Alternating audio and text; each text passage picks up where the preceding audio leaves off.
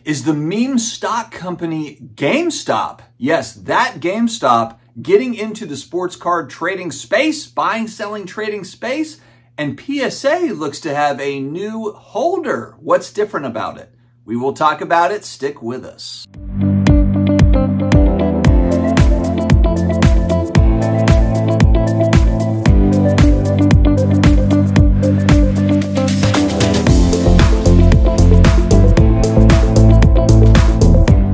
Sports card hobby family, we are back again. It's another day. It's another sports card video. Always news flowing in this beautiful hobby that we call home. Thank you very much for joining me today. It is hump day, halfway through the week.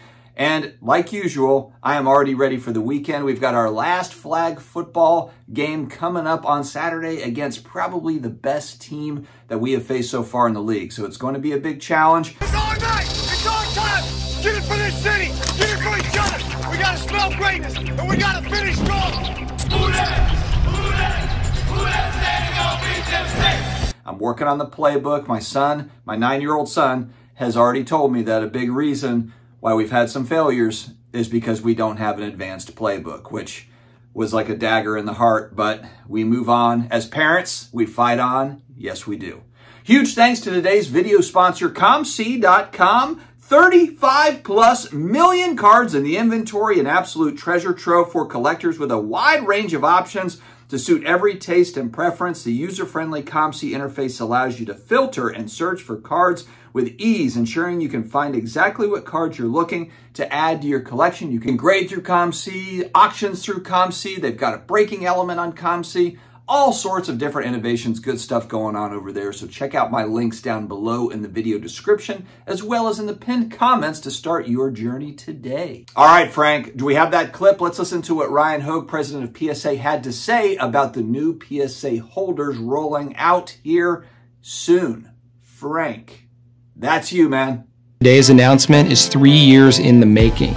What you see is PSA's new holder for standard trading cards. And while the dimensions are identical to its predecessor, make no mistake, this is the new standard. This is a different kind of grade reveal. Medical grade plastic, a best-in-class debut. What you'll appreciate first, if not the most, is the dramatic change in density. It's 20% heavier, and if that doesn't sound significant, wait till you have it in hand. It feels incredibly high-end, and that effect carries over to the card inside. What you'll see next is everything you don't see. No mylar, no sleeve, no movement, no illusions like Newton's rings, just authenticity presented with total clarity. What you'll notice over time is how it stays that way, because this material is remarkably more resistant to heat, humidity, water, and UV light. It's also more resistant to scuffs, micro scratches, turbulence, toddlers, fumbles, you name it. These aren't claims, but facts. Proven out over 3 years of prototyping, and rolling out this month for standard sports card submissions, an upgrade across the board. And you'll know it when you feel it.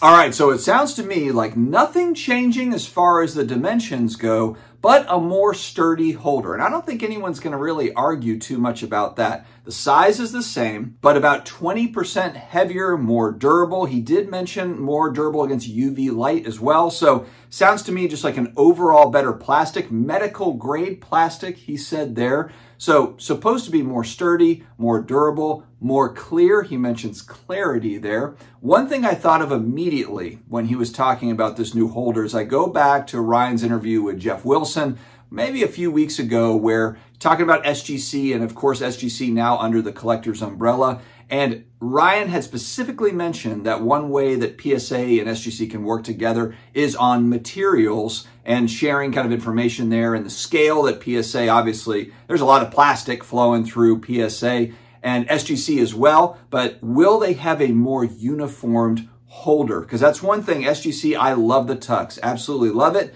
It is a larger holder than what PSA has, and just for uniformity's sake, I want SGC to keep the label, but it would be pretty sweet if they were also kind of involved in this new holder, assuming that the feedback is good, assuming that there's not really any blowback. It sounds to me like really only an improvement. I can't really find anything that I would complain about at this point. Will there be some synergies there with an SGC holder that's maybe the exact same kind of design, but it's got the SGC label and maybe kind of that lighthouse, it's SGC instead of PSA? I think that would be pretty sweet. I don't have any sort of inside info from SGC, but that's what I was thinking of as they announced this. They said it's 3 years in the making, so they have not been playing around here.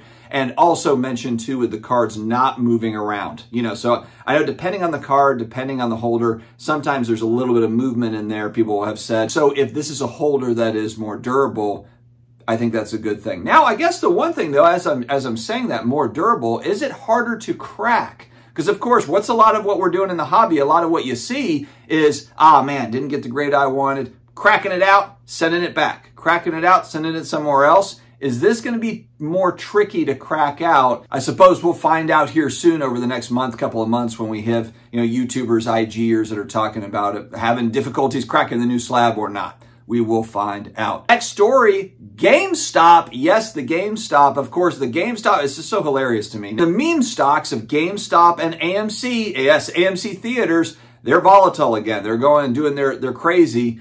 And GameStop also just announced, I thought this was kind of funny, GameStop has announced they're getting into, I guess, buying into offering cash or trade for PSA slabs. I was trying to get clarity on this, whether this is just TCG or sports or if it's both. And I think there'll be more info to come out on that part of it, but didn't see that one coming. Did not see that one coming at all whatsoever. Is this just kind of a Hail Mary by GameStop? Of course, GameStop's struggling just because a lot more people buying digital copies of games, kind of viewed as potentially like a blockbuster for video games.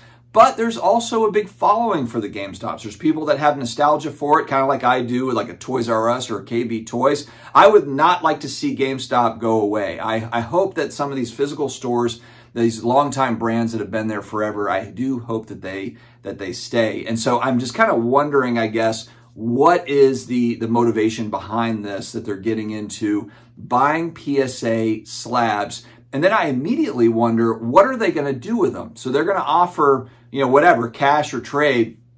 Are they going to create a GameStop repack? Is it going to be the upside down repack, the GameStop repack, or some sort of Mario Brothers repack? Or I have no idea how they're going to do it.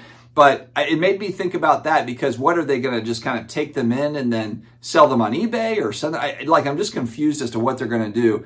And I'm wondering if we are going to see a GameStop repack for cards that comes through. I would not be shocked at all by this, just given the fact that it seems like that segment of the hobby right now, very popular, and people are making some serious dough on repacks, for better or worse, whether you like them, dislike them, indifferent. Repacks are a big part of the hobby now. Is it a way for them to get inventory, bring in inventory? That seems to be the huge challenge nowadays, whether it's a repacker, a card shop owner.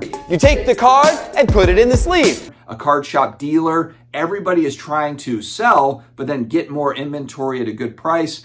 And GameStop, not exactly known for offering amazing prices on video games. They also released this guide that I think is funny. I guess this maybe is like the employee guide that leaked out, you know, onto the interwebs, onto the World Wide Web.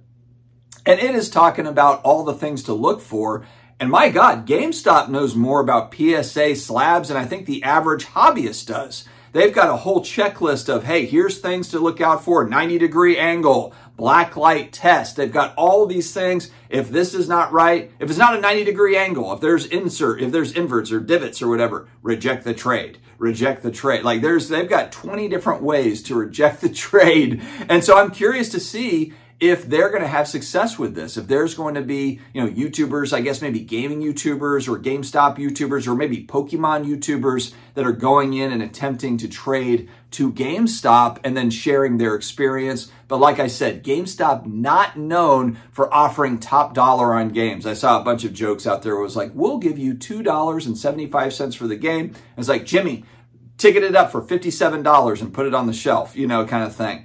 I don't think that they necessarily offer strong. Will that be different here with trading cards? I suppose we will find out. My friends, have an amazing day ahead. Don't give up on yourself. I don't know why I said that, but just power through and let's have a killer day. Stay healthy, stay awesome, and I'll talk to you again later.